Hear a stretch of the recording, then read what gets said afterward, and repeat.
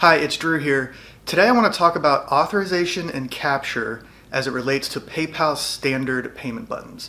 So PayPal standard is when you just go into PayPal, you follow a couple steps, it gives you some HTML code, you paste that into your page where you want the button to show up, and you're done.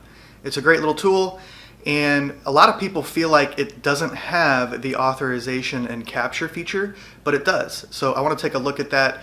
We're going to do so by looking at a post I saw in the PayPal subreddit recently where somebody was a little bit frustrated over the fact that this option they didn't feel like was available. So we're going to take a look at that, show you how to fix the problem, and hopefully it'll help you out as well.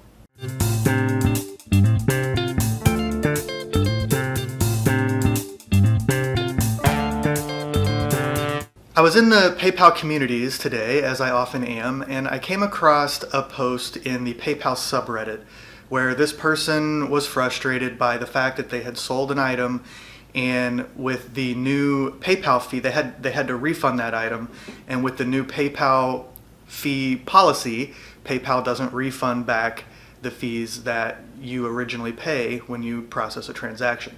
For more details on that, I've got another video covering all the details and my opinion on it and where I feel like some people are kind of overreacting to that.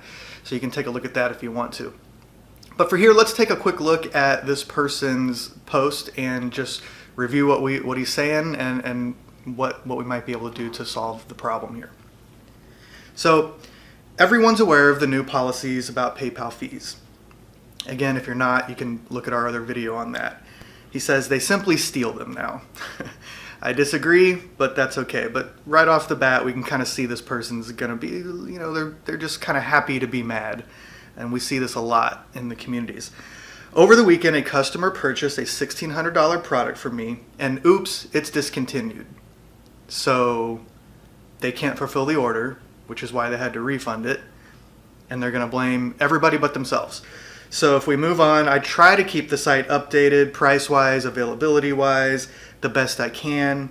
The factory didn't notify about this one being discontinued. So the factory's fault that he had it posted on a site when he shouldn't have. It's PayPal's fault that he processed a payment that he shouldn't have, and now he feels like, so again, it's everybody's fault but his own.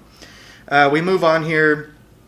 He basically just says sometimes people are hunting for the products and they're being quick and they don't realize it's discontinued, so again, now it's the customer's fault. But at the bottom here, he has a little PS. Part of the problem is that PayPal doesn't offer an authorized state where I can decide myself if I'm charging the transaction or not. It just charges it right away. And he says, lady from PayPal says it's possible, but didn't explain how. At this moment, I'm really mad at PayPal. So again, just kind of happy to be mad at PayPal. There's a really simple solution here. First of all, they don't steal your fees. Look at my other video again on that. I cover all the details of why I think that's exactly how people are overreacting.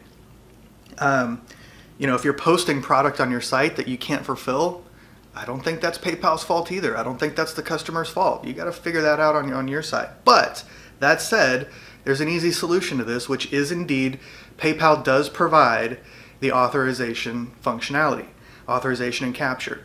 And so he came back, he showed us the button code that he's using right now, which we can see here. And basically this code will indeed, as soon as somebody pays with this, it would process the payment immediately and a fee would be taken immediately. If you have to refund it, you're not going to get that fee back. So that's why the authorization is important.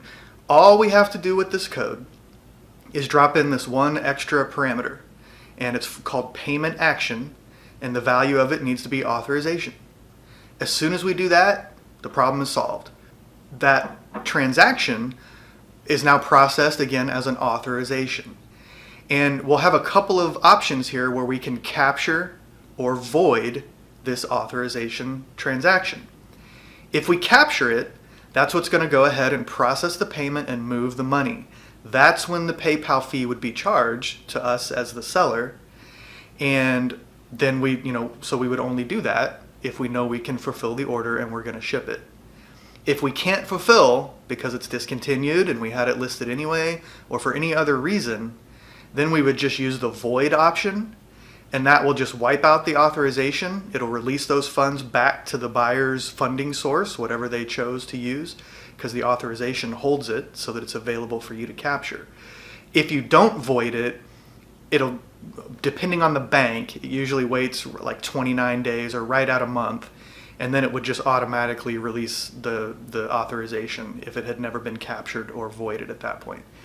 But this would solve the problem. So again, if something sells and you just have it as an authorization, then you can just simply void that authorization if you can't fulfill the order.